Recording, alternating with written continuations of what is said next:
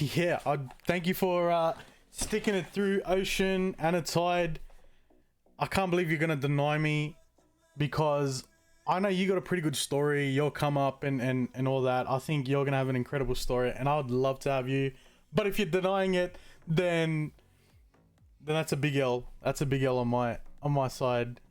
But yeah, I mean, if look, hit me up. I mean, I'll hit you up again, and hopefully, yeah, hopefully well, I don't know, we get something going. It would be pretty cool. Because I know you've been a big part of the community, for a long time as well. Dolce was goody. We're back up. We're finally back up, and I'm interviewing the most hated player in Aussie as well. So, but yeah, he's Skittles. I know you've got a. I know you've got a yes, actually, he is the most biggest crim in the city, and he's not in an org. But you know that statistic in the org chat, right? How is it, like, I don't know, if you have that much on your criminal record, are you really a good criminal? I don't know. You take that how you want. But Skittles, also, yes, I know you've got a pretty good storyline yourself. You know, you've been around for ages, and I know that I could have a regular conversation with you for a few hours as well. You're pretty easygoing. I'd love to have you on the podcast if if Anatide, if she rejects me again. But yeah, just give me one more sec. I do have one last thing I gotta do. That would be, yeah, Dolce. That'll be it for sure. There is something I just gotta quickly do, and then we'll get stuck into it. But Youngn, yes, is gonna be our guest. I'm pretty keen because his storylines. There's a bit of like controversial things in his storyline that would be pretty cool to talk about as well. So yeah, I'd love to get stuck into it and stuff like that. Just give me one sec. Gotta do something on my end. But it shouldn't be too long. Just give me one sec.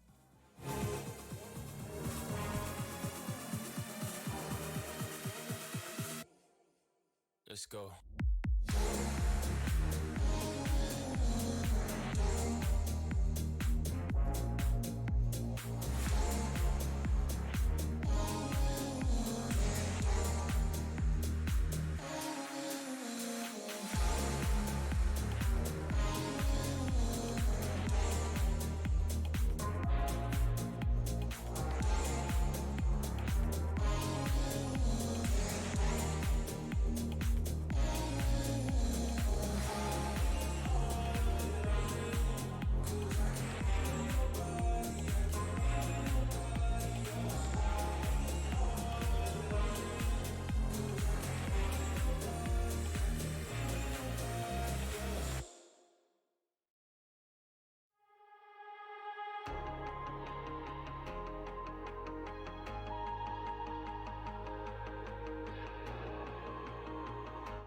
I do apologize for the wait. I did have something pop off just on my end, but we are good to go. Just a quick introduction to Youngn. Now, this guy, like I said before, very controversial. He's been in multiple orgs. He's been in the staff team. He's in the PD. Anthony Martial, the character himself, is, I don't know, like it's a completely different person to who Youngn is as well. Links, what's goody? Spooky, what's up? Thanks for tuning in. But yeah.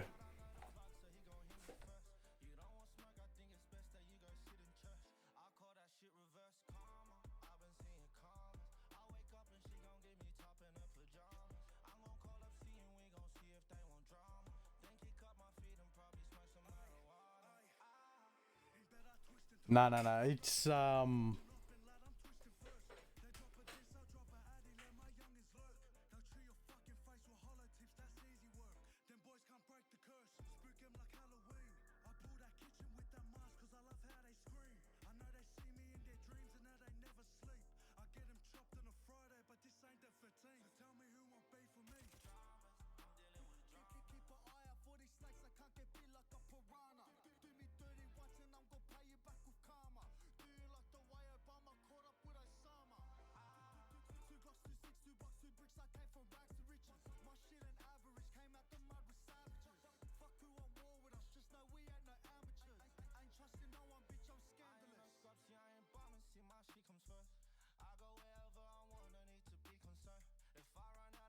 all right. Sorry about that.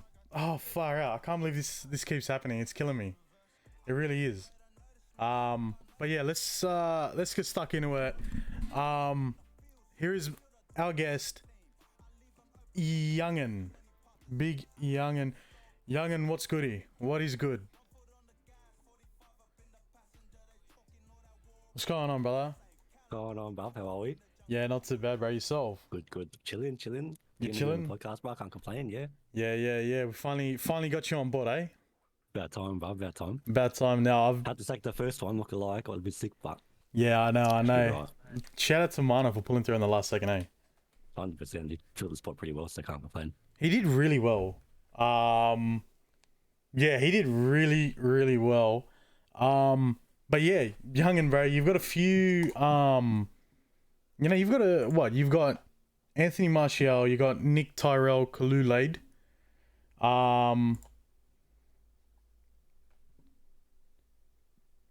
Give me 1 sec. I think I'm bugging on my end.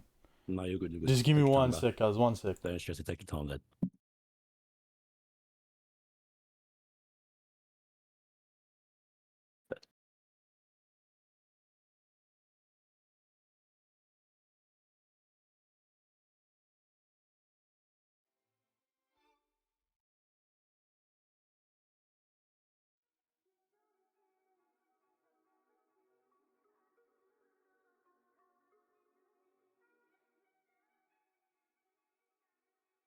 All right, you there, bro?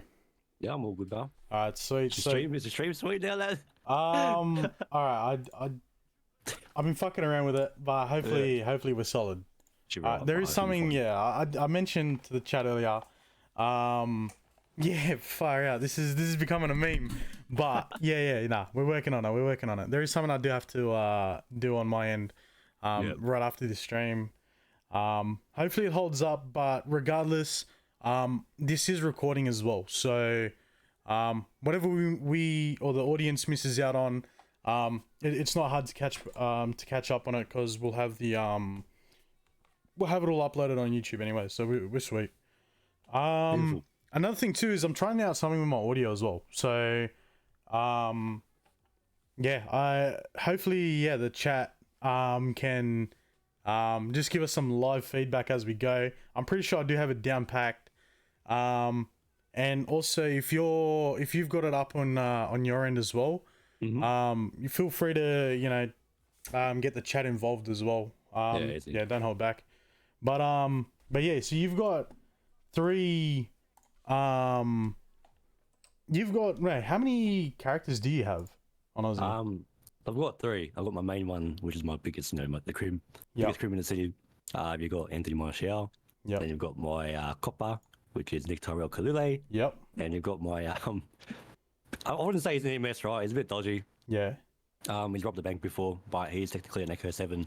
It's the Nichi Tonucci. All right. Right. So you got a corrupt EMS. Yeah, we've got to craft the EMS. That's different. I think I've there probably is signed on maybe once or twice, but there is one other corrupt EMS that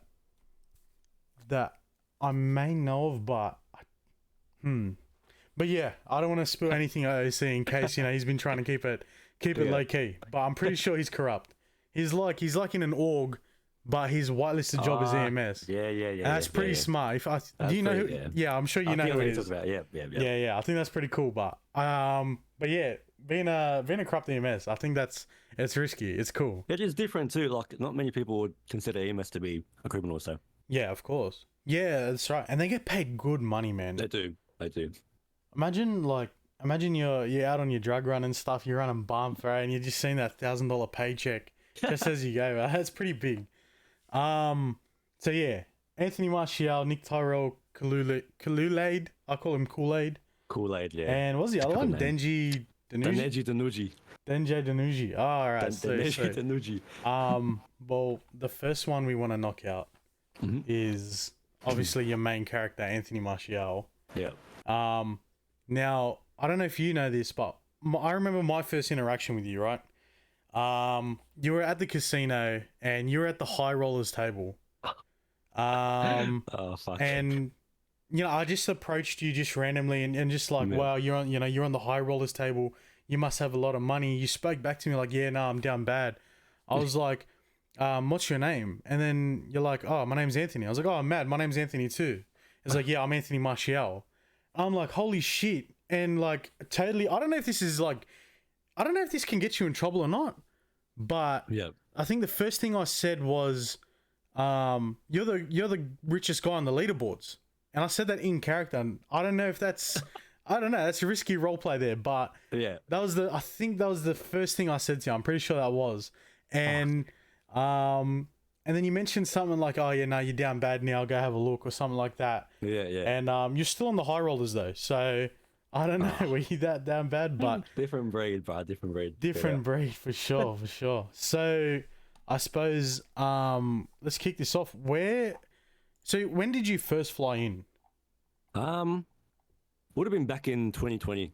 Yeah. So I've had, before I came to 5M, before I moved to like any roleplay, 5M related GTA 5 roleplay. Yeah. I used to main, played a few different games. I used to main GTA 5 online on console. Yeah. Played a bit of Fortnite, played a bit of Garry's Mods and that. Different games, different experience. Yeah.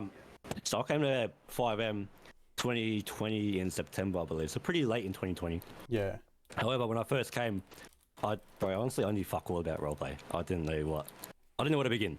Yeah. I watched, YouTube videos prior, some big, YouTube content creators and whatnot. With them driving police cars, pulling people over. And I was like, oh, you know what? Looks pretty cool, something different. Yeah. Why not jump into it? But when I first got into, Ozzy, I'm like, where do I start? Yeah. Went to a gun store.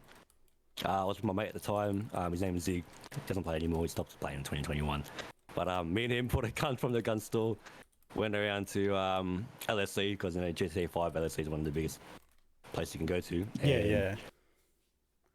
Bit of drama kicked back. Yep. But we ended up killing a few organisation members in the first hour of our time on the server.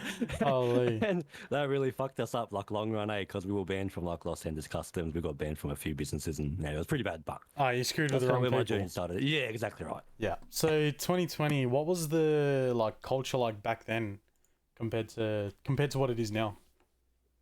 Bro, honestly, culture back then was really kicked back. Yeah. Everyone was really like, the RP standard was high. Yeah. In terms of me, obviously not knowing what roleplay was back then, I could visibly tell that people were trying to put up a persona. People were trying to hold up, their characters, I guess, reputation whenever they did something. So yeah, even going to LSC, seeing all the brothers wearing their red organisation clothing, walking around. Bro, the first time I went to LSC, there was I kid you not, 70 or 80 people in the car park just chilling. Far out. That was the culture back then. It was very community based. People really kicked it with each other. Everyone got along. It was very a really chill vibe, Kind of like what it is now, right? Like, how everybody's coming kicking back at LSC. This podcast is sponsored by LSC. No, but something like that. I think there's a reason why people do it now, but back then, there wasn't really a reason to kick back. People just enjoyed, I guess, the verbal communication and the social aspect to it. Yeah, for sure. Right. So where does I don't know. So, you first fly in, you're sort of gauging that experience. You're over at LSC and all that stuff. Yep.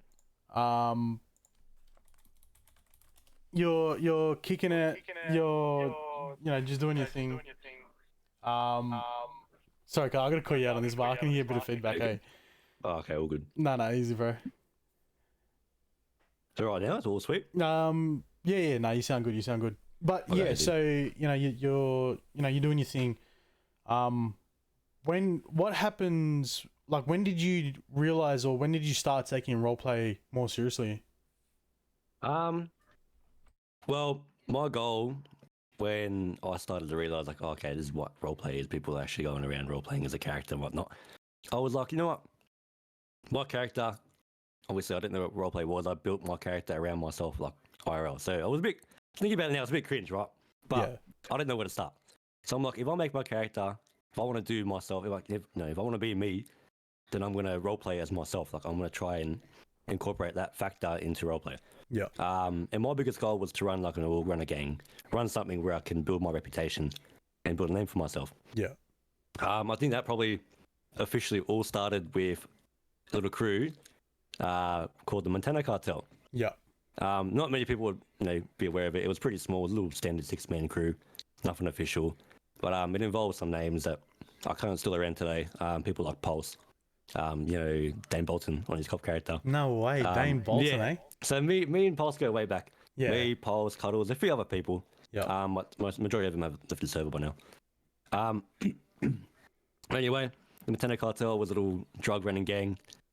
We'd run large bums of coke, probably over 100 a week. And, we started to get interactions with that little crew. Yeah. I think the first genuine interaction we had with an org was probably Uncle's. And that's when I met, what was his name? Uncle Smoke. Mm-hmm. So, not aware, Uncle Smoke. Do you know Izu? I do. Yeah. Ozzy. Yeah. I do. So Izu was like the first, I guess, big name that really opened my eyes to what we could do with Montana Cartel, what we could do as an organization. Yeah. Pretty much they offered us the opportunity we could do to run bump, sell bump, make money. And, we were keen to do that because obviously we wanted the interaction with orgs, we wanted to spread our name out. And we wanted to, I guess, make a big name for ourselves and get out there and actually do something with ourselves, Yeah, gotcha. So the Montana Cartel, just a cheeky Montana little Cartel. 6-man. Ever hit any banks back then, or just the drug run? Yeah. Oh my god, actually thinking about it now, yeah. We did a lot of fleeker banks, bro. Back then it was pretty easy to rob a bank. Yeah. There used to be something called the Union Depository. Yep. All we legit do was walk in, press E on a circle, and wait like a minute or two, and you could legit sit there, get the money, and the cops would come and negotiate, just drive off. Yeah. The meta back then for me, when the E63 Merc came out at the web store, Yep. I bought one. Obviously, a few of my mates bought one. Bro, I'll tell you right now, the stock version of it back then was probably the most OP car to ever touch Aussie. Straight out. Pay to win. You had the McLaren 675, you had all these nice cars, but in my general opinion, a four-door car that could go 400 kilometers stock and could control like a Formula 1 car, like, bro, you couldn't go wrong. Yeah. So, yeah. Sounds like pay to win, bro. So yeah, pretty much, bro. I don't think you can hit a store these days with a Bitcoin cars. Am I wrong with that? Bro, well, you can hit different stuff with Bitcoin cards, but like in terms of the risk to reward, like it's not really worth the reward. And if you get a strike on your Bitcoin card, then good luck. Like that's a strike and you can't get back. Yeah, of course. Yeah, that's a good shout. Damn. So you had the Montana Cartel. Yeah, you're sort of dipping your toes then in the whole like gang RP and all that sort of stuff. What happens? What's sort of the storyline after that? So after Montana Cartel, a few people, along with myself and a few other people, we started something called the Martial family. Yeah. At that point in time, I kind of had an understanding. We all had an understanding of what organization RP was like. So we, wanted to step up and create something proper that we could, I guess, actually present ourselves to the orgs and hold ourselves, to a high standard. Yep. In terms of, I think your stream's cut. Yeah, nah. It has. Yeah, I'll give it a bit. Nah, easy, bro. While it is cut, I think there's still a bit of. Oh, it's not bad now actually, but there was feedback before, but it should be right.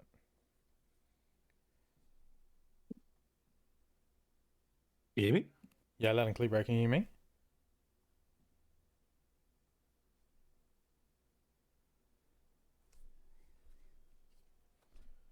Yo.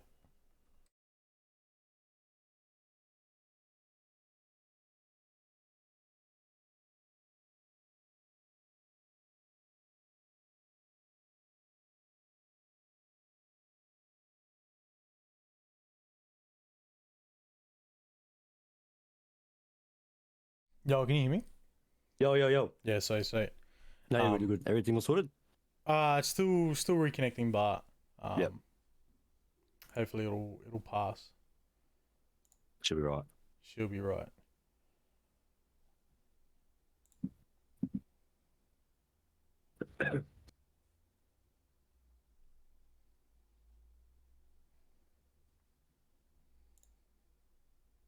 Let me know when you're gonna get going, eh?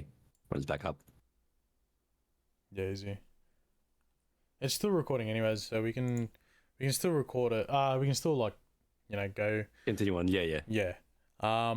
So yeah, you had the Montana family. They're sorry, you had the Montana cartel, and then you had the Martial family. Now, Yeah. I gotta ask, was it a requirement to have your last name as Martial? No, it wasn't a requirement, but everyone that was on board was really keen to have the last name. Yeah. People were obviously understanding that we were going to actually become something decent. We were obviously moving up, up the ladder in terms of the food chain in the server. Yeah. And people were aware that we could actually genuinely be an org if we were to put an application in and get the RP done. Yeah. So people that obviously joined were keen to get the last name, which I adopted my first child actually. His name was Dave Martial. Dave Rogers to Dave Martial. That was a long time ago. Who else was in the Martial family at the time? So we had myself, we had Blake, one of my best mates to this day. His name's King Cam. You might not know him, but he's a funny Blake, good cunt. We had Zoe. We had Dave. We had there was even Links at some point. Seb Topper. Yeah. Seb Topper was a part of it for like maybe a few days, nothing long. He just dipping his toes in something different. Yeah, Seb Martial. Yeah, I'll start calling him that now. Yeah. Something like that. We had a few different names in there. Majority of them don't play the server anymore. Yeah. So. Gotcha. So that was sort of, your come up. Do you ever pursue the whole org application thing with the Martial family? Nah. So there was actually a storyline to why I didn't pursue that. Pretty much as we built our reputation up, as we actually put our foot down and built someone around us, we pretty much were going through with it. And we had a big storyline with the Gambinos. Yeah. The Gambinos back then were probably the biggest organization in the server. It was after OC disbanded and then other big names like brothers and uncles like that. So Gambinos were running the show. I can't remember whatever happened, but we had a really good connection with the Gambinos and Martial, and Gambinos were very good, very tight. And something kicked off. Yeah. Bill Gambino called myself, Anthony Martial, to a meeting. We had a meeting with all the Gambinos, and pretty much there was some drama about someone talking shit about the Gambinos from the Martial family behind their back. And they have some proof about it, right? Pretty much they kidnapped me from there, and in quote, they taught me a lesson. They cut off my hair, they cut one of my fingers off, and the RP continued from there. Yeah. It was a big storyline where we pretty much went to war. Gambinos versus Martial family, we went head to toe. I think it was for a week, and at the end of it, turns out one of the boys from the Martial family was actually inciting us for the Gambinos, and they had put a fake call over, comms back then was over TeamSpeak. Yeah. They were like, "Oh, look, we found I'm following Brie Gambino. She's by herself. Let's go grab her." Yeah. And Brie Gambino back in the day was 2IC of the Gambino, so she was a high up. Yeah. And to grab her was a pretty big thing for a 6-man. No one had really done it in the past, even as an official organization. It was pretty big to grab a Gambino, let alone. So we had the opportunity. We went and took it. Turns out the location we were up to was set up by Gambinos everywhere. They were on roofs, they were on bushes, they were fucking surrounded. Like we were fucked. Yeah. So we rocked up, became a shootout. We got flogged, and pretty much that's where the final send off for Anthony was. They took, they put us in the boot, took us to Cafe Redemption, and Cafe Redemption had a little nice interior at the bottom. And they put me in a little furnace and finished off from there. Pretty much that was the storyline. They cooked you. So they pretty much finished us off. Yeah, I can't remember if it was a cage or a furnace, but one of the two. But they finished me off and sent us off. So I stopped the Martial family storyline from there, and pretty much I think I was happy with the RP that we received. So cut it off from there. Nah, that's pretty cool. Ever thought about P? Did you ever have that? Did PKing your character at that time ever cross your mind? Nah. Because obviously I was still kind of new to roleplay as a whole, and I didn't really know what a PK was until, I guess, my few first official orgs. So yeah, it never really crossed my mind. So Yeah, so the Montana cartel, oh sorry, the Martial family, that was, sort of the end with it. Not a bad way to end it. Gambinos, were they one of the best orgs back then? Yeah, 100%. In terms of RP, their RP was pretty decent. I'm not gonna lie. Yeah. There are people in there like Bill Gambino, Dallas Gambino. There are a few Gambinos in there that, they provided sufficient roleplay. You would actually get along with them if you really did get to know them. Yeah. And then as an org, they were always in formation. They always looked good. They always never went out of line. They were always in check. So they were definitely one of the best organizations, that's been on the server. Nah, that's pretty cool. So, I suppose what's life like, after the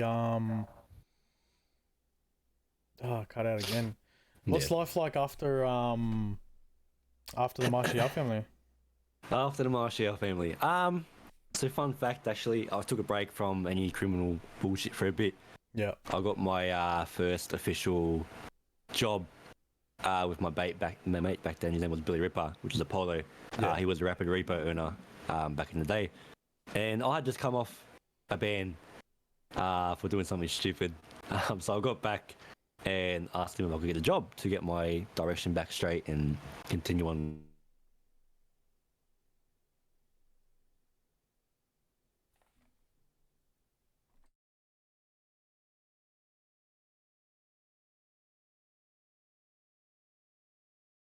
Yo, welcome back. Yo, sorry. Yeah, man. This is terrible tonight. I should have really fixed it before I streamed. That's good. This is killing me. I don't know. Do I just end it and then just record it and upload it? That's what I'm thinking.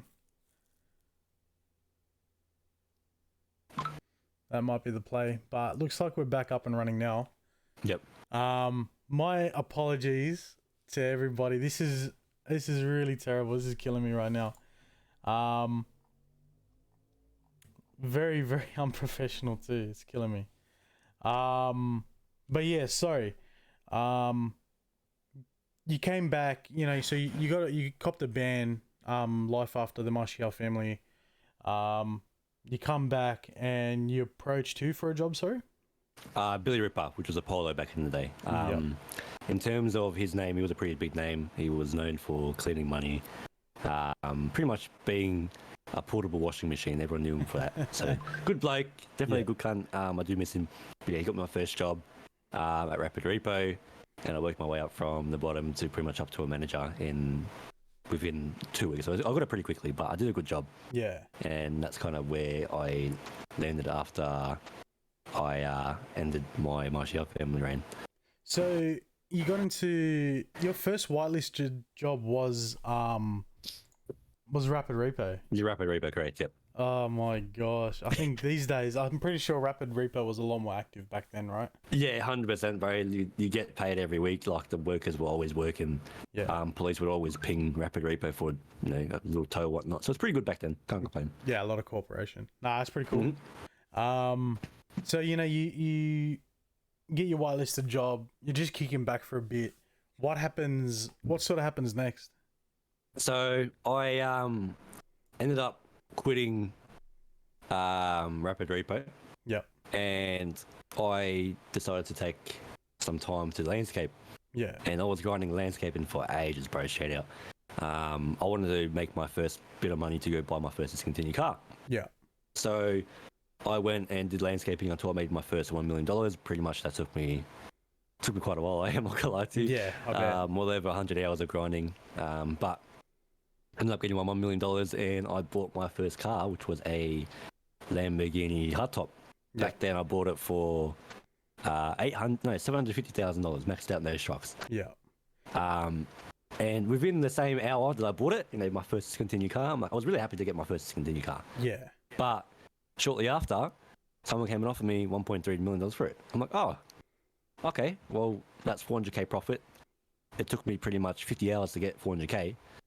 So I'm going to make profit and sell my car right now. So I sold my car for 1.4 million. Yeah. And that's pretty much where it clicked in my head that I could make a lot of money from car flipping.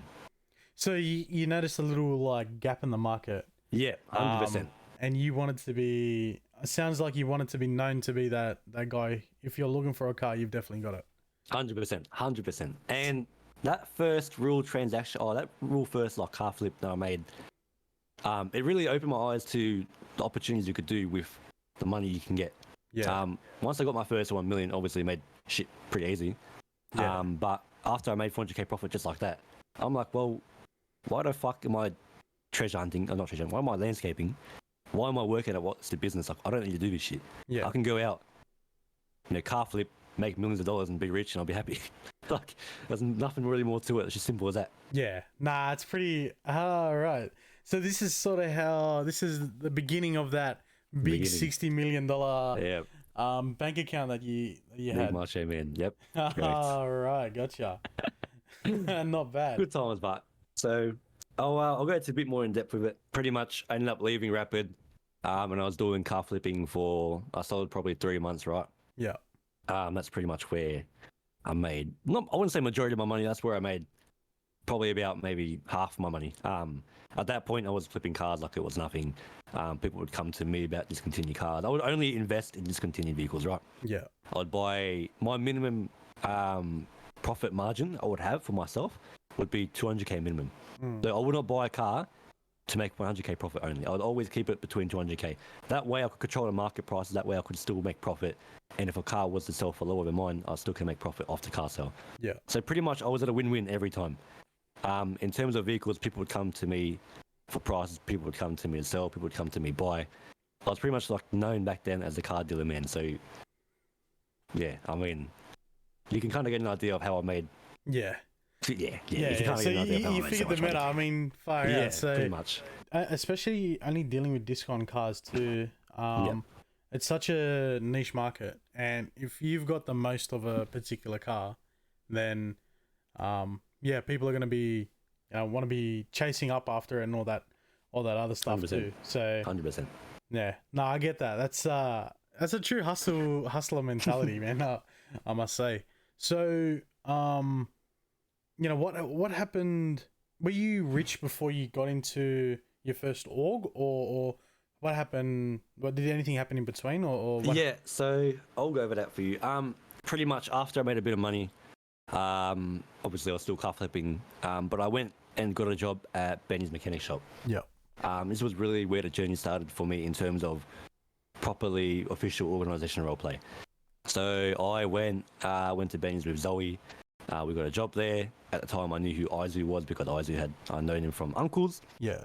And pretty much he hooked me up with a job, and I went there and worked my way up from a apprentice down to a head manager at Benny's. So I worked my way up pretty high up. I was there for 5 months, I believe. I was there for a while. Yeah. But it was a really good time. I really enjoyed Benny's. It was actually probably one of the main factors to why I've done so well on Ozzy, but I'll get to that. But yeah, pretty much there was an organization that was run at Benny's, right? And they were named TPK. This was the boys in grey. These are the boys that are currently, majority of them are in Knox MC now. Yeah. So you can kind of get enough of an idea who they are. They've been outcasts, they've been brothers, they've been uncles. A lot of them have been to different organisations in the past. They've obviously been pretty big. Yeah. They formed a group called TPK. Yep. And me looking at that group, I was like, fuck, well, I've had interactions with them in the past with the Martial family. I forgot to bring it up. Yep. Had a lot of interactions with them in the past with the Martial family. They are, they're proper boys. They know what they're doing. Yeah. They obviously bring sufficient role play, and it's something that I strive to do. Yeah. While my time at Benny's, pretty much myself and a mate of mine named. Look at chat. Yeah. I think I know the song. Yeah. Yeah. But yeah, pretty much myself and a mate named Jamie Stone. He's also currently on the rich list on Ozzy too. If you have a look, he has like $15 million or some shit. He's just sitting there. Yeah. Me and him were, we worked at Benny's together. And a guy named Jarome. Yeah. Which is Spags right now, which is a Enzo Crook. Enzo Crook, yeah. Yep, Enzo Crook. Yeah. So back then he was Jarome, and he was the leader of TPK. Yeah. And all the boys had come around us, and Jarome was like to me and Jamie. He was like, look, boys, like, You guys have gone above and beyond. You guys are always checking up on the boys, checking up on us, and not many people in this world do that anymore. Yeah. He offered us a spot to kind of hang around TPK. Yeah. It was like within a month, we had like little interaction with different orgs, especially one crew. One crew was a big factor with TPK org roleplay. Yeah. But we'll get to that later. But we went around different things. We usually kick back at venues. There wasn't really much to do back then because there weren't many organisations around. Again, being on the verge of disbanding, brothers went around, one crew were around, but that was pretty much it. Organisations were pretty quiet. Yeah. There wasn't anyone significant to really go butt heads with. And where will we go from here? Oh yeah. Anyway, there was one night where there was a sit that we wanted to do. We wanted to do a bank truck. Yeah. And the bank truck, we had a mad plan for it. We were going to go rob it at the red garage, hit it. We were going to go evade. And the little sewers underneath Mirror Park, that little sewer entry you can go into under Mirror Park. Yeah, another one. Goes through. Yep. We had a little plan where we blocked off an entry with a car where we would only know that. So when the police pursued us, pretty much all we had to do was run through a little gap, up in a car, and the main entry was blocked off with a car so the cops couldn't get through. That was our plan. Yeah. But it went south, pretty much. We robbed the bank. I got shot down early. Someone else got shot down early. Jerome and a few of the boys went and did the plan, but turns out the plan got them stuck between a gap. They couldn't get through. They ended up pulling guns and shooting police. Yeah.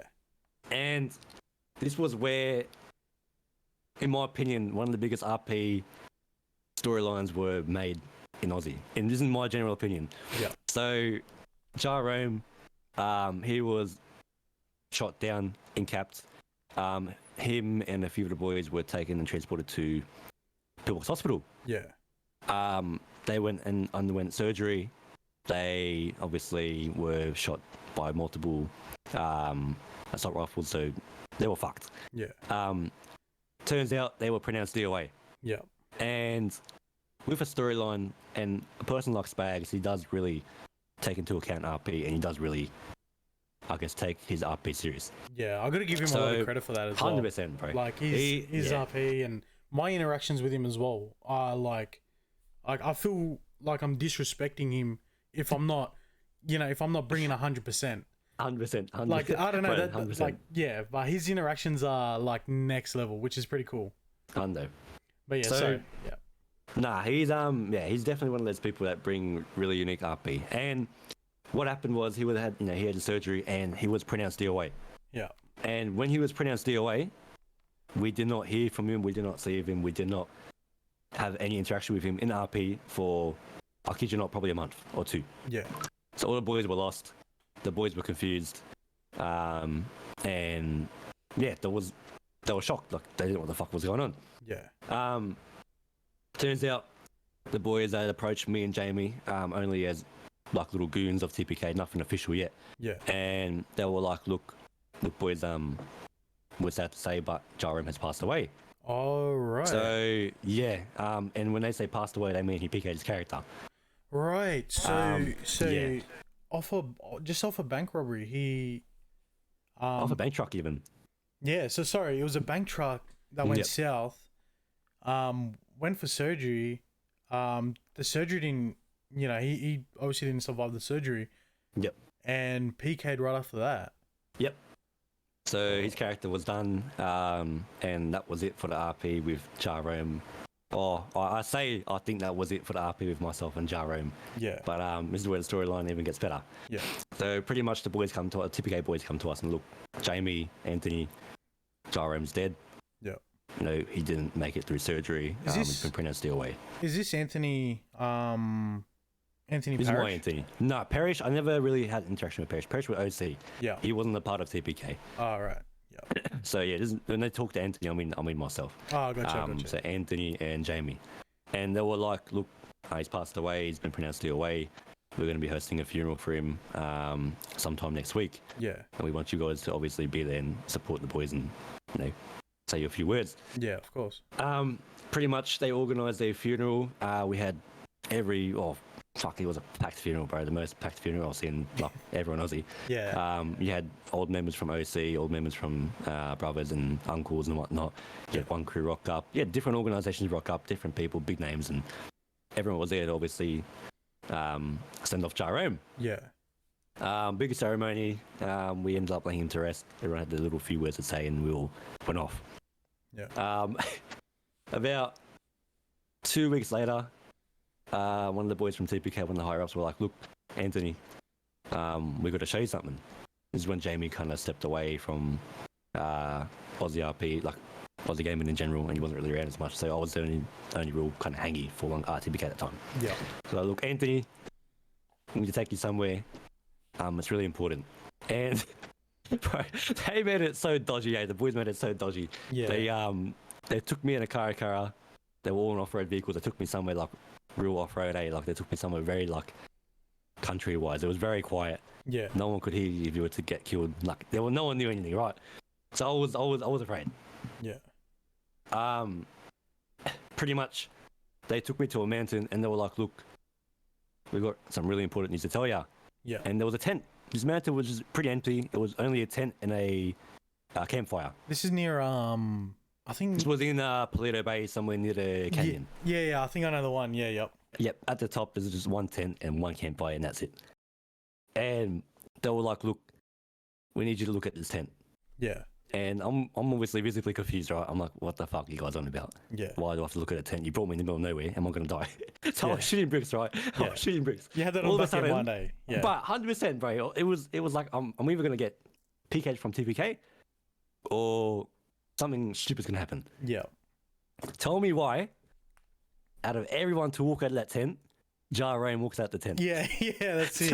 Tell me why, after I genuinely thought he PK'd his character, after the whole funeral ceremony, Yeah. after the bank truck gone wrong, and him being pronounced DOA, tell me how the fuck he lived and rocked up at the tent. Bruh.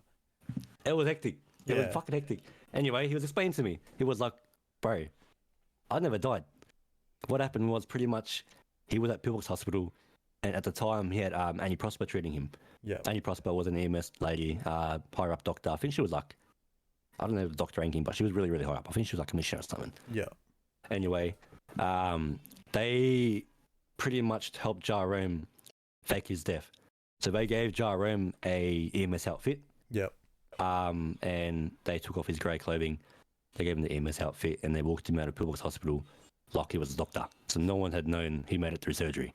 Oh, that's So then the police big. couldn't charge. Yeah, it was really big, bro. That's So big. the police thought he was DOA. They couldn't charge Jerome. They pronounced him DOA. The boys had a funeral.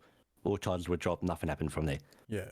So when he made the appearance at the tent, obviously I was pretty shocked. Like I was confused. Yeah. You needed I was some. like- You needed that explanation, eh? The first thing. 100%, bro. I was shook. I'm like, how the fuck are you alive? Like, what? Like, hello? Like, what's happened here, right? Yeah. But yeah, anyway, the boys were like, yeah, look, this was pretty new to us only recently too. The only boys found out probably like a few days before that. But they pretty much wanted to test me and Jamie to see how loyal we were to TPK, even if Jerome passed away. Yeah. They wanted to see if we'd still hang around and put our part in. But yeah, the boys took him away. They did their thing for a bit. They dropped me off somewhere.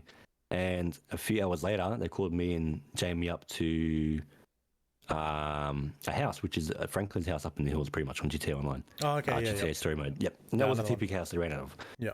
And they were like to us, look, we want you guys to make the step up.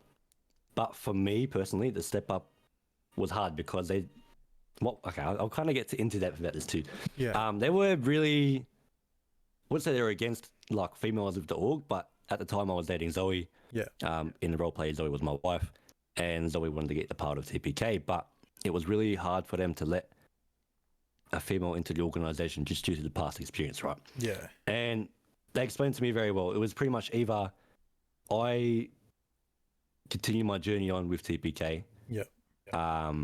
and I have to have the reality of leaving Zoe as still my wife, but not really involved in anything. Yeah. Or I stick with Zoe, and not really get involved in any of the org drama, Yeah.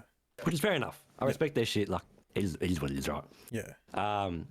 ended up, within that week or something kicked off with TK and I think it was management or something. It was a sensitive topic, but we won't talk about it. Yeah. But No, I get the boys ended up leaving server, and it kind of came to an end from there. Yeah. So I was supposed to get my official TPK spot the night we did the bank truck, but obviously the whole RP storyline finished from there, and that was pretty much the end of the TPK reign when the boys came into the server and did their part. But Yeah. they ended up leaving and took a bit of a break from Ozzy. Right. That was a little TPK summary, pretty much. Yeah. So I think that's pretty cool. With the whole like storyline thing and you know how Spags, you know, he did that. He managed to pull that off and everything like that. Yeah, that's pretty cool. So, you know, again, you're Augless. You're I suppose just doing your own thing, but what happens, you know, in between, or sorry, what happens to the lead up of to your next organization? So after the end of CPK, I was pretty, I was obviously bummed out. Like, they were probably one of the only organizations I ever like genuinely had interest in. Yeah. All those boys had, they were proper boys. Like, they knew what they were about, and I could relate to them. Yeah. Which is why I was really keen to be a part of them. Obviously things happened, they left, so suck it up. Harsh reality, they left the server as a game. I keep doing me. Yeah. So I was at Benny's still. I was a head manager. And this was where I was still making my money. I was still making millions of dollars, right? Yeah. I would use Benny's to raffle off my cars. I'd make fucking $5 million more than the car was worth. I was making stupid like straight out. Raffles, cuz?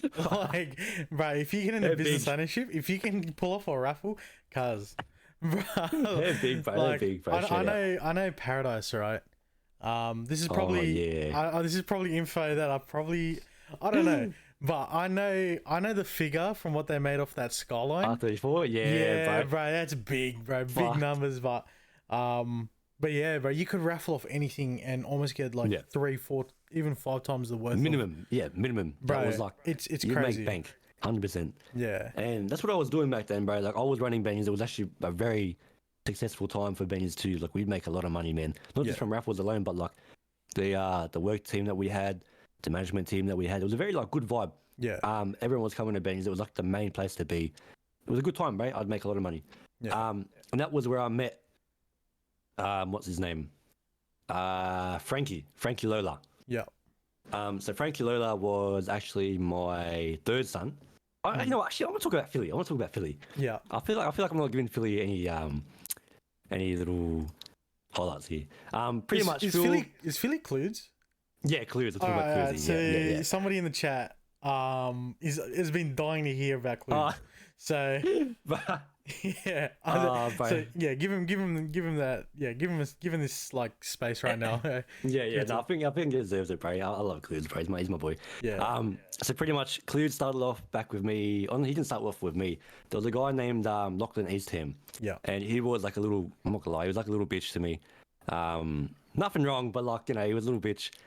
He'd suck me off and run drugs and shit like that. Little things you do to like make a name for yourself, right? Yeah, of course, yeah. And he had a little group called what's it called? They called it the Picky Blondes or some shit, right? Yeah. Something cringe, bro. It's like not really, not really original, but it is what it is. They wanted to do something. They made a name for themselves. Yeah. In that group, you had Clues, you had Trips, you had Lachlan Eastham, you had a few people. Yeah. Pretty much, Lachlan Eastham copped a big band. He was gone for a long time, and I had Clues and a few of the boys come and kind of contact me because they had nothing to do. They didn't know what to do. They were kind of alone and they wanted something to, I guess, occupy their time on the server. Yeah. I got them a job at Benny's pretty much, and Clues stood out. He was a moneymaker. Like, he hustled hard. He hustled bad. Yeah. He kind of looked out at what I was doing. He started to. Bro, he used to grind treasure hunting. Yeah. He made fucking so much money from treasure hunting. And pretty much I taught him some ways on how to make money from car flipping. He picked that up pretty quick, and started to copy and replicate what I was doing with car flipping. And he made millions, bro. He made bank. Yeah. He got a job at Benny's with me. And pretty much from there, that was pretty much where me and him got really tight. And I ended up adopting him as my second son after Dave. Yeah. And from there, he's still my son to this day. So You he's a good cunt, bro. you and Cludes are pretty tight. I always We thought are. your like friendship spurred outside of OzzyGaming. Like I thought that's Oh, how it yeah. originated. No. So it originated. Actually originated on the server. Yeah. But getting to know each other like really well. Knowing each other obviously, and we have a lot of mutuals together. Like Yeah. we know a lot of people that we know each other. So it's pretty hectic, but small Yeah. world. Small world. Which is why I kept a good connection with him. He's a good cunt. Yeah. So Nah, it's love like sort of like Aspects and I. Probably should have brought this up yesterday, but he actually flew up to where I reside, and he came and hung out with myself and a few other of the boys, over the course of a weekend and stuff like that. I thought that was pretty cool. To hang out with Aspects, and he's a heavyweight in the OzzyGaming community, so I think that was pretty cool. But yeah, Yeah. sorry man, sorry to take the spotlight off Clues. no, you're good. Nah. But yeah, so yeah, so life after TPK, I'm assuming you're still flipping cars. You've somewhat made a name for yourself. What happens next? So what was it, Frankie or something? Like, sorry, Yeah, you tell the so- story. Yeah, no, you're good. So we had a guy come in. There was actually 3 people. There was Frankie.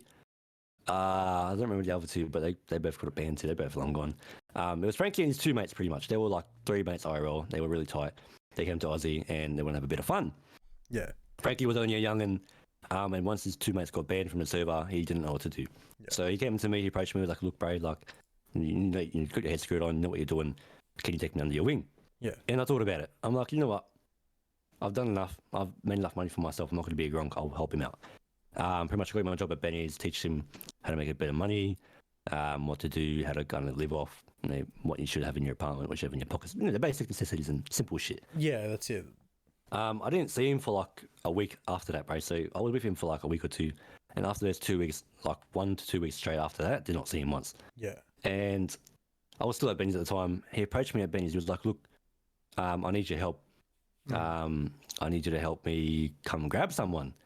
So he took me in his car. We went to a corner, little household, and he was like to me, "Look, I need help kidnapping Tizzy Crow from one crew."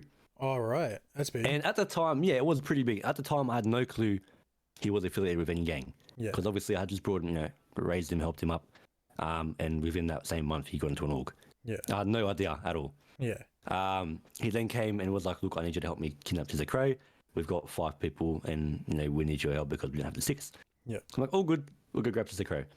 We went to LSE, a bit of a ratchet move, but we grabbed and kidnapped him from LSE, took him to a house.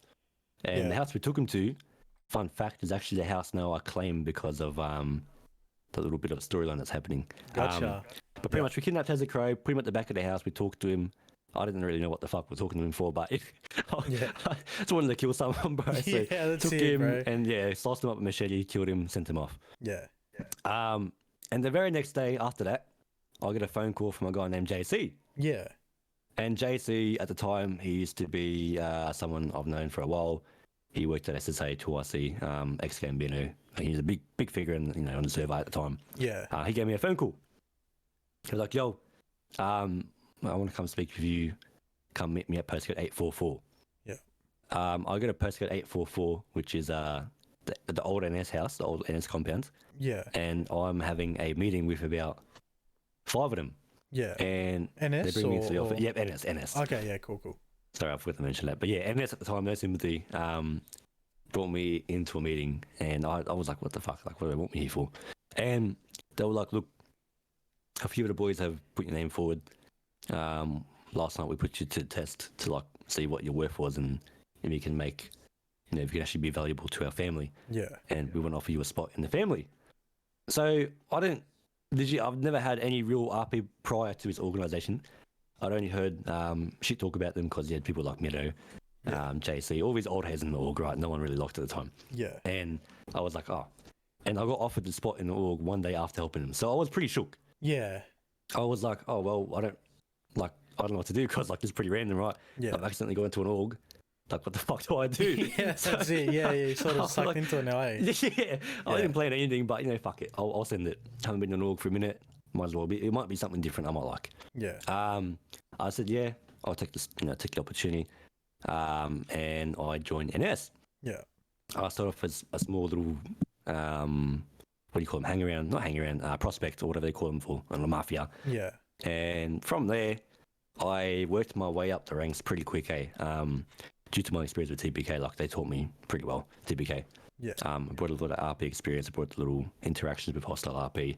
I brought that implemented with NS, and we did pretty well for ourselves. Yeah. Went from the bottom, and within maybe 3 months of being there, I worked my way up from the bottom to the third highest rank. Yeah. And that was a pretty big deal at the Yeah. time, because no one was working, the way up the ranks like me. I was putting a lot of effort in, a lot of time. And yeah, it was a good culture, good family. And unfortunately, there was a bit of internal conflict Yeah. where we had a few people leave the org. We had JC get PK'd from the org. He was the leader at the time. Yeah. And that was where Mido stepped up. And Mido needed to rebrand the org because at the time it wasn't working. We were an organization as a business corporation. Yeah. And who the fuck, bro, has an organization as a business corp? Like, straight out. Yeah. That was course, never heard of before. It's like, you're meant to do business, not a criminal family, right? Yeah. So Mido was like, we need to rebrand, we need to rebuild, we need to restructure, make it into a mafia. Yeah. And he needed to have someone to fill the 2IC spot. And there were people that were on the table to make the step up, but there was an ultimate vote at the end. People were like, look, we need people to step up. Someone needs to volunteer, because no one else really wanted the full spot. No one thought they were ready. I'm like, you know what, fuck it. I'll work my way up quick enough. I think I've learnt the ropes pretty quick. I'll take the 2IC position. Yeah. I was 2IC of NS for fucking a long time. Me and Mido pretty much changed the whole culture of the org. Yeah. We restructured it, rebranded the org. And honestly, bro, I'd like to say we have probably No Sympathy as an organisation was probably the most tight-knit group, like, I would say honestly in Aussie, like, in a long, long time. Yeah. Everyone there was like pretty much family, bro. You didn't Obviously- have a bad roster as well. Like, you had, Nah. like, I can name a few, like, Carl Fatario. He's a pretty cool bloke. 100%. Not Carl Fatario, was it Bob Farias? Sorry, Furious or something like that. Bob Yeah. Furious. Yeah, he's pretty cool. Mido obviously is your leader, and a content creator himself.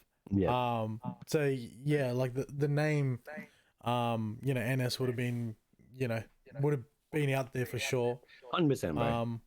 But yeah, and then yeah, sorry, I'll let you continue, because was Zoe in the org, or Yeah. you wanna talk? So Zoe came in much after I did, because of the fact that they obviously didn't know her too well. Yeah. They knew of me, and pretty much they were like, well, we don't know too much about Zoe. If you want to like bring her up to the higher ups, you need to kind of get her to prove her worth. Yeah. After like a month of me being in NS, they ended up bringing her in after convincing them to bring her in. But yeah, she worked her way up the ranks pretty quickly. In terms of, well, that was when I was 2IC, so Yeah. you can kind of clearly get the vibe there. But yeah, in terms of her being in the org, she was in the org. Yeah, people have opinions about it, so Yeah. yeah. I think Anyway. my first interaction with Mido and Zoe was getting my money clean. I ran into Jason just randomly, and he's like, "Hey, look, I'll clean your money. I'll get it sorted." And then Jason, I hit him up like as a last resort, because the order used to clean my money at the time. Yep. And then Jason, I hit up Jason like, "Hey, look, this is how much we got." He's like, "Hold the phone. Let me organize something." Hits me up again, and then I can't remember it fully, but all I remember was going to a car park, and like all of NS was set up. I'm like, shit, like, bro, that was one of my first interactions actually. Yep. And they cleaned it at 15%, which was like, Oh, fuck, that's pretty hefty. well, to be fair, Order was actually cleaning my money at 20%. Oh, really? So, Fuck, right. but it was, no, I want to say the Order. It was his name was Ooga Booga, and at that time, he was the guy who taught me how to run bump. So it was only right that I went to him, but Yeah, he went 100%. inactive for a bit. So that's when I started looking for other people to clean my money. Yeah. But yeah, sorry, yeah. This is sort of your two IC of NS at this point. What's life like like there? Pretty good, bro. I genuinely had no complaints about NS, bro. Straight out. Yeah. Everyone in there was there for a reason. Everyone in there had their RP storyline to it. They were all given particular tasks and specific roles in the family, and everyone that had a role fit that role. So as a family, internally, we were really, really happy with each other. Yeah. No one was obviously out of line. If they were to go out of line, they get checked in pretty quick. Yeah. Just due to the fact that everyone in the org was really, really tight knit, bro. Straight out. But the people in the org still to this day, I still talk to OC. Like we've got a really good connection, like at a character. Yeah. We're all really tight, bro. Everyone in there was good, genuine good people. And as an org, I think we accomplished pretty much the majority of what we wanted to accomplish. There wasn't much we could do. We've done everything we could. There was one time, and I do apologize for interrupting again, but I got to bring this up because I gotta blow my head up a bit, right? Yeah. So Nads was in the org, and he was one of the first few org friends that I had. He got into NS. Then it was like 3 a.m. in the morning, and I had the runners at the time, and one of the boys, JT, he got a phone call, and he's like, Nads, it's Nads, and he's like, hey, we need help. I was like, bro, like NS is asking us for help. Say less, bro. Like far out. My head started getting big. So, anyways, the sit was like Ryan Harvey was in this house. I think these guys were beefing with FDG at the time. Ryan Harvey's just hiding in Franklin's house. In the hood. I think I heard about this. Yeah, right. And it was like 3 of us runners and 3 of you like NS guys, and we were just like holding the front down and holding the back. We had rooftops and all that, just like small little 6-man. But server restart hit, and we're like, nah, fuck it, bro. Like we never got to. But even till this day, right? If I see Nars, I'm like, hey, remember the time, the runners back, you had a whole organization, and he came to us, and I still blow my head up about that as well. So I just had to plug that in. Like NS asked, the runners for help. So you big moves back then, bro. Big moves, bro. Big moves, bro. So you owe me. I'm not gonna let that down too. Actually, Oh, you reckon? Yeah, you owe me big time, bro. You owe me. Yeah, whatever. So there was a big a lot was happening towards the end of your NS period time frame there. You guys sort of you guys were disbanding or rebranding at the time. But then I found out that like you had left. And I remember you sitting at Beakers. Convict was there. There was a bunch of boys, but like it was a few boys. And I just remember you, just in Beakers and like just having a chat. And it got pretty deep. But what happened then? Like, what was the reason why you wanted to leave and everything like that? Because Mido had PK'd himself. And all that. So I'll go over that little incident. Pretty much Mido had PK's character. It was really kind of a build up. There was a lot of shit internally. He had big work commitments out of the city, so he was pumping out work. And I pretty much was like the temporary leader of the org for quite a while. He wasn't really able to fill in too much time on the server. So he was pumping out his work IRL, and in terms of the stress level, it was just fucking stressing him out straight out. It was a lot of work to control at the time 20 people in the org. Constant ongoing drama with the ballers, bro, actually to the ball, like, bro, props to them, like they made it really fun for us straight out. A lot of people didn't like the ballers, but personally they were probably my favorite org in terms of like hostile RP with organizations. They were really fun to go with. But Mido was just kind of getting fed up with it all. He was tired, he was stressed, and it got to the point where he was like, I don't want you guys in this bank truck, like I want you guys to plan it out properly and do this and that. And at the time, bro, we were kind of like bored because we had not really done anything hostile in terms of like progression for the org, like banks or any bank trucks in a very long time. So I was like, fuck it, I'll get a 6-man, we'll go run it. And we hit a bank truck. and we fucked up the bank truck. Oh, no, fumbled. We all got killed. We fumbled it pretty bad. We all Nah. got killed. We got caught. And while I'm in the jail cell, I was getting processed. I get a message OC saying Mido's PK's character. No way. So I'm there laughing, bro. I'm like, no, he hasn't PK's character. What am I hearing? yeah, you thought it was a I joke. thought it was probably shit. Yeah. Yeah. So I go to jail. I get processed. I come out of jail. I'll go buy a phone and radio. Yeah. And they're like, we need you to come to the cemetery right now. Wait, And I'm just laughing. So like, what was the like? What happened? Like, what? You felt ill or? No, I was laughing. Like, it sounds fucked up, bro, but I was Yeah. laughing because I'm like, this guy really PK'd his character Yeah. for us doing a bank truck. You know what I mean? Like, good kind and all. Yeah. But, bro, like, we did a bank truck. We were bored, and he PK'd his character. So wait, he PK'd because you guys hit a bank truck. Yeah, well, it was a bit of a build up before that with all the stress and shit. Oh, but yeah, that of course, kind of yeah, like yeah. was the final decision for him. You know what I mean? He was sick of Yeah. it. He was like, yeah, fuck it. I'm going to PK my character no more. And it's bullshit for me. Yeah. So, copped the bullet. And fun fact, actually, he was obviously pissed off about me doing that bank truck, like, you know, his perspective. He passed down the torch to William West instead of me. Oh. So, right. yeah. So, William West was now then the official NS leader. Yeah. And, you know, I don't mind. He's a good cunt, bro. William West is a G. Like, I Nah, fuck he's with him. he's a good cunt. pretty solid. Pretty solid. 100%. Yeah. He's got his head screwed on. He's a very mature bloke. Good on him. He's got a deep voice too, bro. He does, eh? He I gotta does, bring yeah. that up, eh? Like, fuck, he's got a deep voice. Right. But nah, he was yeah. So he was the official leader of NS after Mido PK'd. Yeah. So I was sitting there and I'm like, well, I've done all this work. Like I've been the temporary leader for like a month or two now, Yeah. and that's how it's going to be. Like all good. I thought about it. Me and William had a big meeting, big chat. With whole org, how we're going to go progress, how we're going to move forward. Yeah. Um, Were you with Zoe at the and- time, or? yeah, I was still with Zoe at this time. Yeah, And pretty much. Actually, no, I wasn't. Sorry, no, I wasn't. I'm sorry. This is actually a factor I've got to bring in. Yeah, because I was gonna say the mindset. Yeah, I was just trying to gauge your mindset. Yeah. You're sorry. You're actually right. Yeah, you are right. Yeah. So pretty much when Mido left, I was at the perspective where I was like, okay, well, I actually forgot to mention, but this week I had PK Zoe earlier on in the week. Yeah. Now Mido's been PK'd from leadership, and he's passed off the torch to William West instead of me. Yeah. And in that 1 week, Tom also lost $50 million at the cast, right? So I'm shit. in a really that's shit a spot. tough week, bro. You lost your Straight leader, out. you PK your missus, and You lose my money. you lose That all was your pretty money. fucked. Yeah, Bro, bro, you it should was have gone pretty with the divorce. She would have taken half, bro. Nah, you That's just what went I'm for saying. the PK, Nah, bro. don't put a bullet, but fuck that. Yeah. Fuck that. But yeah, there was a lot of drama at OSC when I did that.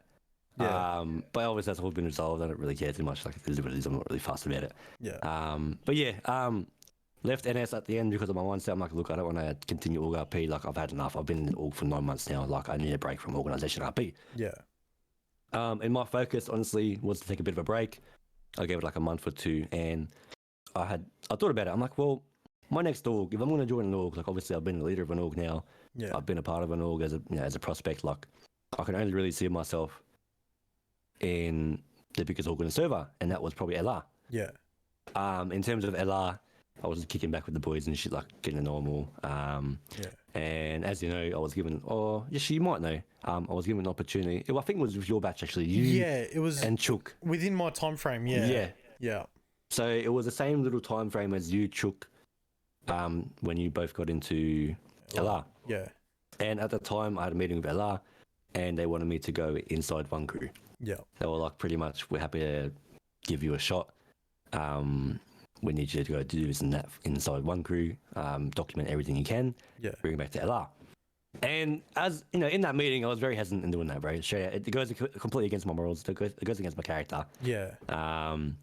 And within that 1 week of doing what they wanted, I was like, you know what, fuck this shit. I deleted the document I was filling out, and I told the one crew higher, I was like, look, this is what's happening. Right. LR want me You to go flipped the inside. script. I flipped the script. Oh, So yeah, LR, damn. Yeah. So it was a big thing at the time because obviously everyone wanted to go with LR. Like LR was the biggest org, Yeah. most, I guess, like seeking organization you can be a part of. And Yeah. I think I was probably the first person to go and be like, nah, get fucked. I'm not doing that. Yeah. So I flipped the script, told one crew what was going on. That very same night, they pretended to PK me, but they offered me a prospect spot. So I became a prospect for one crew. Yeah. And pretty much I was the face of one crew for a little bit because Pete was away. One of the people were away, started another chapter on another server. Yeah. So I was kind of like running the show as a prospect for a bit. Yeah. Ended up leaving. What was that one like? crew. Just quickly, like Yeah. being in one crew. you know, you flipped the script. You know, you were gonna get Ella, you know, told you what to do. Your morals sort of kicked in, but like what was the sort of the thought process there? Like, was it just like purely on, you know, your character's morals, or was there Yeah, more to it than just? Well, there was more to it from an OC capacity, like an Yeah. OC perspective. Like I had talked like a lot of the boys in there, in LR. Obviously, I've had drama with like for the past, in the past, and I knew some of them weren't happy with me, like OC. So Yeah, I don't want to be part of an org where they weren't going to be happy within their own org and bring someone in who was not going to be 100%, like all of them going to be 100% with. So I was like, I'm not going to be like that. But yeah, it kind of went against my character's morals anyway. Hence why I went to one crew and told them what was happening, and you know, drama kicked off from there. Big war. The war ended up getting avoided. So yeah, it was a good time in one crew, bro. I actually did enjoy it. Time it lasted. it was you and Keegan, eh? It was me, Keegan, and that was me and Keegan joined one crew at the same time. Yeah, And that's where I adopted him to make him my son and shit like that. But it was a good time, bro. Like there was good people in there. I met everyone in there was very supportive of me. Like they were really happy to have me on board, and they were really keen to like have me, I guess, move up the ranks. And pretty much the only reason I had left one crew was because I'm like, look, well, I didn't get to pursue LR. Like I'm happy in one crew, but I want to go pursue someone else. yeah, So at this time, I was actually playing cop a lot. Yep. And I sacked one crew to go for MCD on my cop character. I remember that, you little rat. Yes, I do remember that. Bruh, you joined MCD, and I'm like, that's not the Youngn and I know. But at the same time, like I was still getting to know you a bit as well. You just got into the cop force, and you know. But yeah, anyways, continue. You joined MCD. So I joined MCD. I was in there for like probably a week or two, bro. I got sick of it. I sacked it, bro. I was so shit. I'm like, fuck it. I'm never doing this again. Because Mido was your boss again, eh? That's he tried to enforce that on me. I'm like, nah, fuck off. Like I'm doing my own thing, bro. Yeah. But to be fair, bro, like it was alright. It wasn't terrible. Like I got to learn a bit of different shit. Can't really disclose too much. Like it's more of a OC thing. Like I'll get in trouble for it, but it was good, bro. It was good fun. It was obviously a lot of paperwork, so I was like, yeah, nah, fuck that. I'm not going to play Ozzy to do paperwork. I can't be fucked. Yeah. So I'll be honest, like, if I was in MCD, if I wasn't in LR, like, I'd have a crack at MCD as well. Yeah. No, I think it's different. Like, bro, watching, like, Carl Fatario do it, like, I think it's pretty cool. And, like, I do, like, dodgy little setups and stuff for MCD as well on my cop. So, yeah, I've had a little taste, but, yeah, I'd love to get fully into it. So, yeah, sorry, bro. You continue? But yeah, then I leave MCD. Then I start up another organisation with a few of the boys, Mitch T, Mido, Kieran. We started up Vargos. Yeah. Pretty much, this was the first official Vargos to start off on Ozzy. Yeah. We pretty much turned something that was a little 6-man into reality. And bro, I'd like to say honestly, for what we had accomplished with Vargos, we've done a lot. Yeah. Only approved for about, I think it was 2 to 3 months. We've obviously done, we could do everything. We've done everything we could do. Yeah. There was not really more you could do with what we did. Yeah. We did all the banks, we did all the bank trusts, we did organization role play. We, like, you can't really name much more with what you can do as an org. Yeah, right now. of course. Yeah. Especially with, like, you know, Vargos being like a street gang sort of thing. Exactly. There's only, so much you're limited to. So we did all that little RP, had a little fun.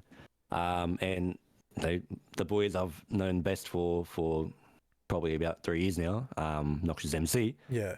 A lot of them boys were from TPK, a lot of them boys were from OC. I don't know OC boys too well, but I knew like the TPK boys were pretty much OC, right? Yeah. So this is where they come back to the server, and from the get-go, like they make themselves very like likable. Yeah. Their RP as a 6-man was off, it was off the chops, kind of like they were rolling deep at all times. Yeah, bro. That was actually my first taste of, Scott Free and Enzo Crook and all that. Even like Trey Dundee as well. Yeah. And LR and Nox, we've had a sit as well, and even the RP to come out of that, it was really genuine as well. 100%. And I learned a lot. Yeah. 100%, bro. They're people you want to learn from, and they were people I want to learn from like 2 years back, but unfortunately they parted ways and did their thing. But they've come back, and them being my boys, like I wanted to bring out like some quality RP, like a storyline between two orgs, right? Yeah. Vargas was dry at the time. We'd done everything we could. It was pretty. We were getting pretty inactive at the end. Yeah. So I'm like, you know what? Fuck it. I'm gonna flip the switch. I'm gonna create some RP for both, both orgs, and I'm gonna go and patch over. Yeah. So- I remember that because Yeah. I don't know if I can get too much into it because I was having a sus, right? Scott's stream was muted, Yeah. right? But it's like I was sus, bro. I was so sus, bro. I had to know. So I remember him saying something along the lines of like it was like, yeah, there are a lot of eyes watching right now. There are a lot of eyes watching, right? But the way he did it was like, bruh, it was fucking hectic. He's like stabbed ya enough to bring that Like a Vargo's, bruh. Yeah. It was, and and then watching Biz's, I remember it was me, Andre, and some of the LR boys. We had Biz's stream and we had Hobbsy's stream open at the same time, and we're just like watching, bro. No one was talking. Like our eyes were glued on the screen, bro. And it was, yeah, I remember that. That was pretty cool. Nah, so yeah, it was definitely different. Yeah. Obviously there were storylines in the past where people would have a meeting and go patch over, but like this time, I made it sure it was gonna be like something different. The boys were on board. They wanted to do something, approach it with a hostile manner. Yeah. They came, and this was after we did a bobcat. Yeah. So I had all the loot from a bobcat on me, but I was stacked out, right? Yeah. So pretty much they hit a free lick. They Yeah. they got me to patch over, and they got loot from the bobcat. You know? Nice. So it was a win-win, bro. Win-win. Yeah. Pretty much from there, good RP. Storyline was built between Vargas and Noxious MC. Yeah. I was then now a part of Noxious MC, and in that same week we legit got Keegan to patch over to Noxious MC2. Yeah. So was- Vargas lost 2 members, bro. Yeah. But hectic RP. Your time in Nox was very short lived. Yeah, it was. So what was the reason behind? Like, I know the reason, but you want to explain to the audience? Yeah. So, like, nothing against Noxious, bro. Like, everything they were doing was like really spot on. Like, they're good cunts, bro. They're my boys of 3 years. Like, I've known them for a long time. Yeah. There was nothing against them. But in terms of my time on Ozzy, like, I feel like my character Anthony has accomplished like everything he's ever wanted to accomplish. Yeah. So at that point, after NS, pretty much I was like filling a hole in that I didn't really need to fill. I was just pretty much doing side quests. I was filling out shit, doing different tasks, and just doing, experiencing different stuff that I didn't really need to. Yeah. With Nox, I was really enjoying it. Good boys, good time. But I felt like my time as a whole in Aussie was coming to an end. Like, I'm not gonna lie, I'm still contemplating at this time if I'm like gonna be 100% around for any longer. Like after the update, suss it out. But I feel like I'm committing a lot of time to the server, a lot of time to Aussie, and I do have other commitments I'm gonna start committing to very soon. But the only real reason I had left Nox was because I want to leave. If I was to leave Aussie, I want to leave on my own terms. I'm not going to leave being PK'd perma from an org because of my step up. Yeah. So pretty much they offered me a prospect position. Don't get me wrong, I was really, I did want to take it, but from an OC perspective, like I want to leave Aussie on my own note. Like I came into Aussie on my own note, I want to leave on my own note. Yeah. Yeah. So if that time is to come soon, where I do end up quitting Aussie, that's pretty much where I'm going to be quitting gaming for good and focus on other shit I need to focus on. Yeah. So it's pretty much a decision I chose because I do want to, end up leaving on my own note. But nothing against the boys; they're all good cunts, bro. They fucking looked after me. Yeah. They're solid. They nothing but solid. respect for them, 100%. Yeah.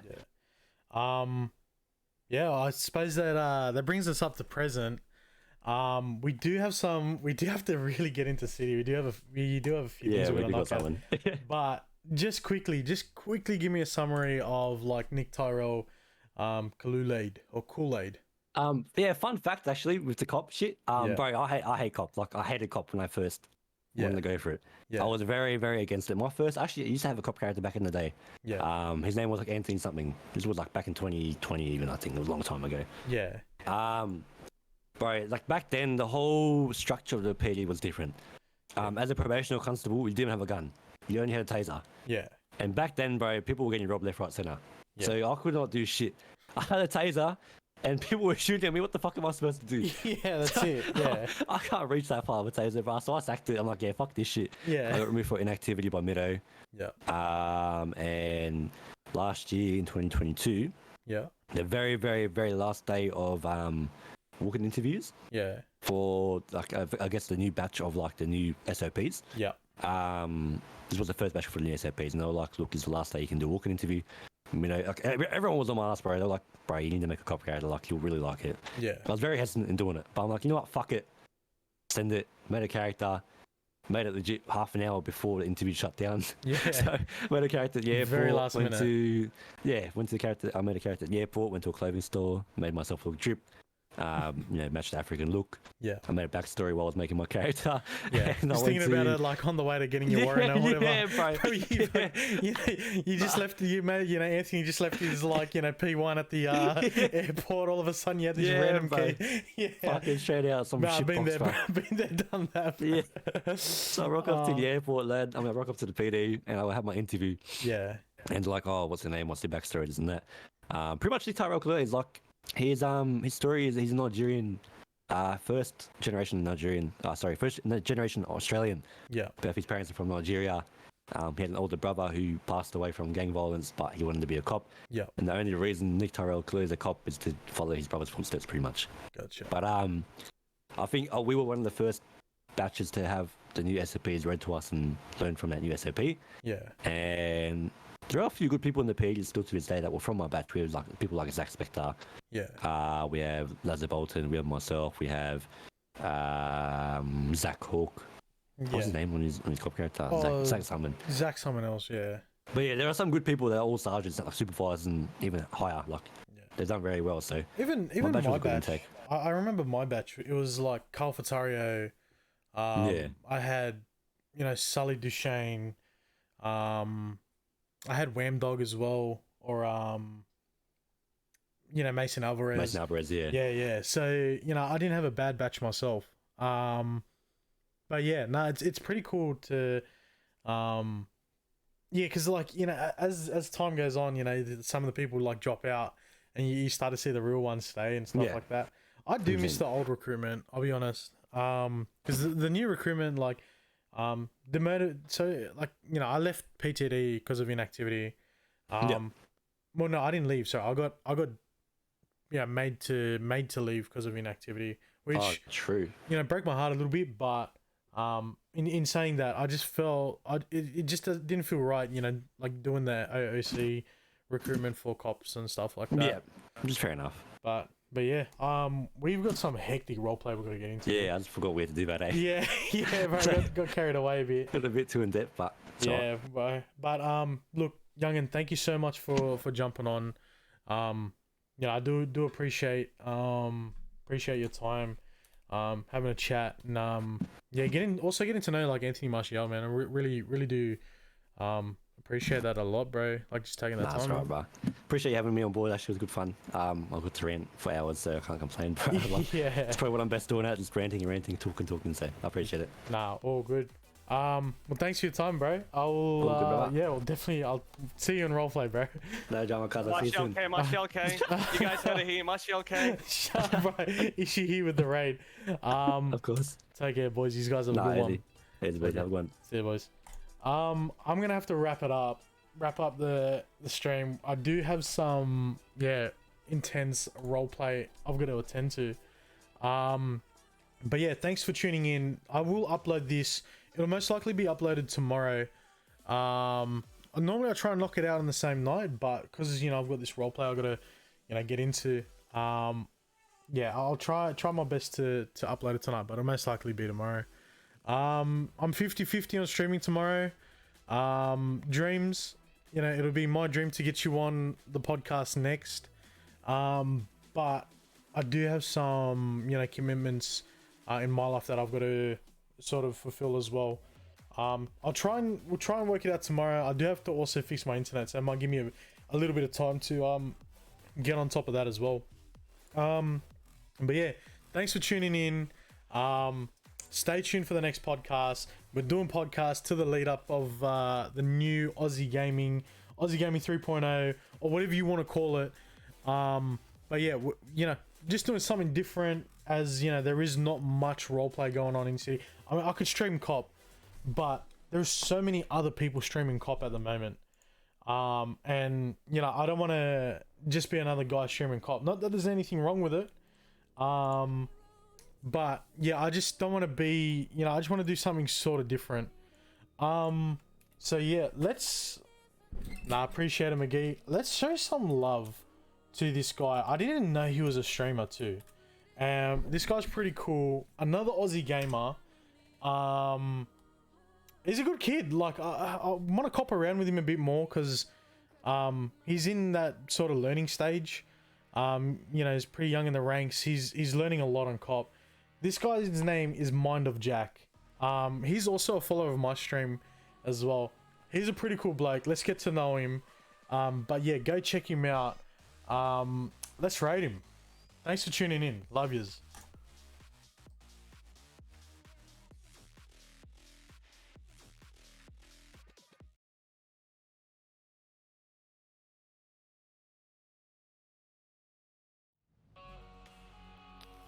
Kidney coming in with right of 4th, thank you very much.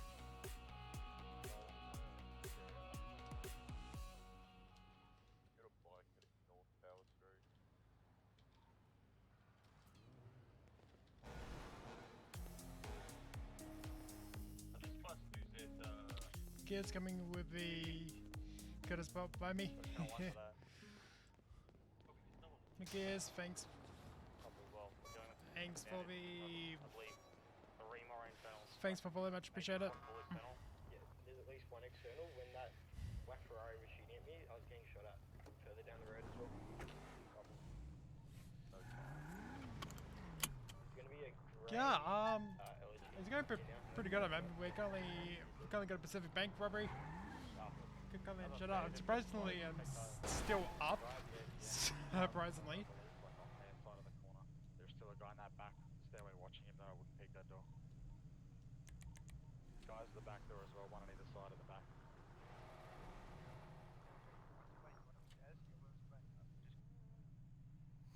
Yo.